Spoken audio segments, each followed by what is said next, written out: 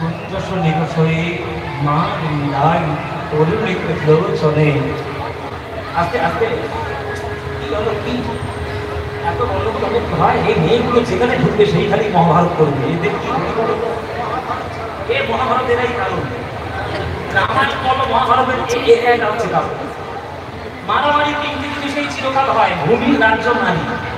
শাস্ত্রের বছর দেশে দেশে জায়গা নিয়ে আর দেশে দেশে রাজাদের সঙ্গে, আর এই মেয়েগুলো যেখানে থাকে 8:30 বাজে এখন সামনে এসে জায়গা খোঁজার সৃষ্টি হচ্ছে আস্তে আস্তে।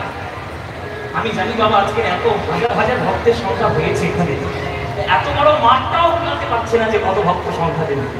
কিন্তু কি করবেন বলে এত তীব্র গরমে আপনারা সবাই, আপনারা যে গান শুনতে এসেছেন, আমরা তো, আমি বলেছি সত্যি কথা বলি, আমরা তো পয়সার জন্য আমরা কীর্তন করি, আমাদের জীবিকা এটা, যে আমরা কীর্তন করতে আসি, ঘাম হলেও আমরা কষ্ট করে সহ্য করি। কিন্তু আপনারা ঘরের কাজ করে এসে এত কষ্ট করে এই যে 3 ঘন্টা 4 ঘন্টা 6 ঘন্টা বসে কীর্তন শুনুন, আপনাদের কত ভাগ্যে পরিহারি যে আপনাদের চরণে কোটি কোটি আমার বন্ধুগণ, এই যে এত কষ্ট করে আপনারা কীর্তনটা শুনছেন, এই কর্তৃপক্ষদের সবসময় প্রচেষ্টা থাকে যে আপনাদের সব ঠিকভাবে হরিনাম শোনানো।